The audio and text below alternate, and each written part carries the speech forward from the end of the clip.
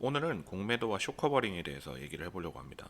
일반적으로 주식은 매수를 한 다음에 올랐을 때 팔아가지고 수익을 내잖아요. 공매도는 반대로 먼저 팝니다. 주식이 없는 상태에서 나중에 사서 그걸 갚는 거예요. 가격이 떨어질수록 돈을 버는 거죠. 예를 들어서 1,000원에 매도를 했다면 500원까지 주가가 떨어졌을 때 매수해서 갚으면은 500원만큼 차익을 얻게 되는 거죠. 무차익 공매도라고 해서 선물처럼 그냥 매도를 먼저 칠 수 있는 그런 개념도 있지만 한국 같은 경우에는 무차입 공매도는 불법이고 차입 공매도만 가능하거든요. 차입이라는 건 뭐냐? 빌려온다는 뜻입니다. 그 주식을 가지고 있는 사람한테 주식을 빌려가지고 매도를 치고 나중에 다시 갚아주는 거죠. 주식을 빌려준 사람한테 뭔가를 줘야 될 거 아니에요. 주가가 떨어지니까 그 사람은 손해를 보는 거잖아요. 그래서 수수료를 제공하게 됩니다. 수수료를 제공받더라도 얼마 안 된단 말이에요. 그렇기 때문에 대주주라든지 오랫동안 가지고 있는 그런 이제 기관이라든지 이런 데다가 주식을 빌립니다. 그래서 사람들은 어차피 장기적으로 보고 있는 거니까 일시적으로 주가가 하락한다고 해도 신경도 쓰지 않고 오히려 공매도로 인해 가지고 주가가 떨어졌을 때 추가적으로 매수할 수 있는 기회로 삼기도 하고요. 공매도를 만들어 놓은 이유는 사실 적정 주가를 유지할 수 있게끔 하기 위해서 만들어 놓은 것도 있는데 어느 정도 잘 작동하는지는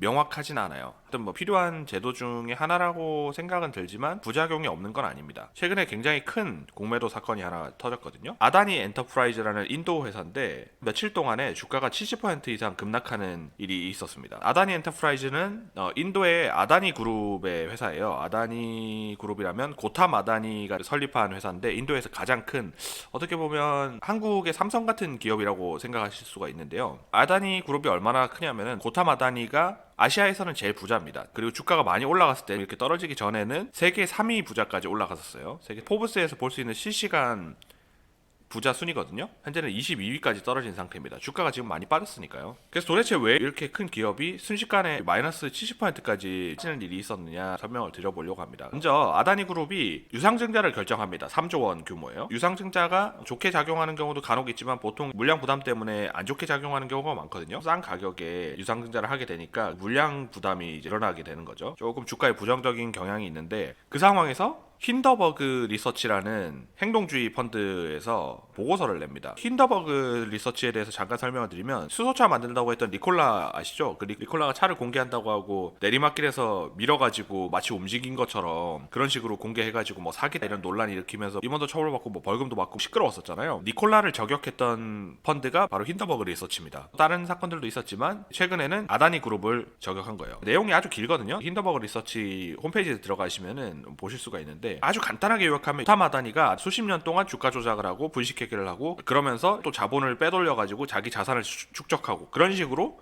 부를 쌓았다는 거죠. 그 과정에서 인도의 모디 총리하고의 관계도 있고 뭐 그런 내용이 있습니다. 2년 동안 조사한 결과라고 이걸 공개를 했어요. 자기네들은 쇼 포지션을 가져갔습니다. 이 쇼 포지션이라는 게 바로 공매도죠. 공매도를 먼저 친 다음에 저렇게 보고서를 공개를 한 거예요. 그랬더니 거기에 반응해가지고 엄청나게 떨어지기 시작한 거죠. 물론 아다니 그룹 역시 29일날 한 200쪽 정도 되는 분량의 반박문을 공개를 해가지고 힌더버그 리서치에서 지적한 많은 사항에 대해서 그런 일 없다. 우리는 재물도 건전하고 문제 없다. 이런 식으로 얘기를 했단 말이에요.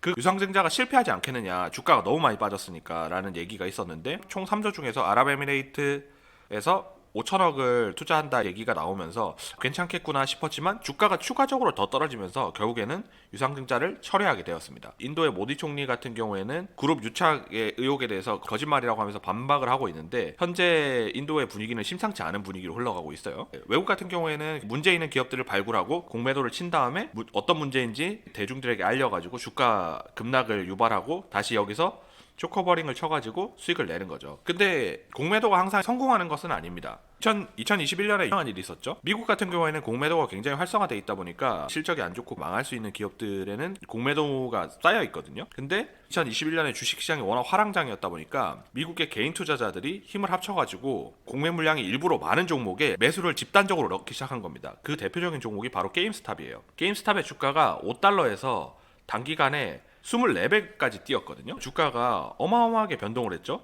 며칠 만에 막 200% 올라가기도 하고 하루 만에 70%가 떨어지기도 하고 주가가 엄청나게 급등했는데 공매도의 단점 중 하나가 100달러에 매도를 하고 0달러에 매수를 하면은 결국 100%의 수익을 얻게 되는 거잖아요. 만약에 떨어지는 게 아니라 주가가 올라가면 어떻게 될까요? 100달러에 매도를 쳤는데 100달러가 되면 100% 손실이 발생하죠. 거기서 끝이 아니잖아요. 300달러, 400달러, 500달러, 600달러 올라가게 되면 손실이 엄청나게 커질 수가 있습니다. 이게 바로 공매도의 단점 중 하나인데요. 그걸 이용해서 개인 투자자들이 집단적으로 게임스탑에 매수를 시작했고 주가가 올라가게 되니까 공매도를 쳤던 헤지펀드들의 손실률이 엄청나게 상승해버린 거예요. 우리도 매수한 종목이 예상 외의 손실이 발생하게 되면 손절을 쳐버리잖아요. 그러니까 공매도를 쳤던 헤지펀드들은 반대로 손절을 치는 게 아니라 매수를 해가지고 갚아줘야 되는 거죠. 근데 이미 개인 투자자들이 엄청나게 매수가 강하잖아요. 그 상황에서 헤지펀드들이 갚으려고 하는 매수까지 같이 들어오게 되니까 이거를 쇼커버링이라고 부르거든요. 그 매수가 더해지면서 주가가 폭발적으로 확 튀게 됩니다. 이런 현상들은 종종 보게 돼요. 공매도가 많이 쌓여있는 종목 같은 경우에는 쇼커버링으로 인해 가지고 과도하게 주가가 튀는 경우를 발견하는 경우가 종종 있거든요. 공매도라는 게 무적의 매매 방법은 아니다. 그래서 오늘은 아다니 그룹의 예시를 가지고 공매도가 어떤 것이고 쇼커버링이 어떤 것인지에 대해서 간략하게 설명을 드려봤습니다. 우리가 직접 할 일은 별로 없겠지만 자주 언급되는 얘기니까 주식 투자자라면 꼭 알아두시면 좋을 것 같습니다. 예, 오늘 영상은 여기까지고요. 구독, 좋아요 눌러주시고 다음 영상에서 뵙겠습니다. 감사합니다.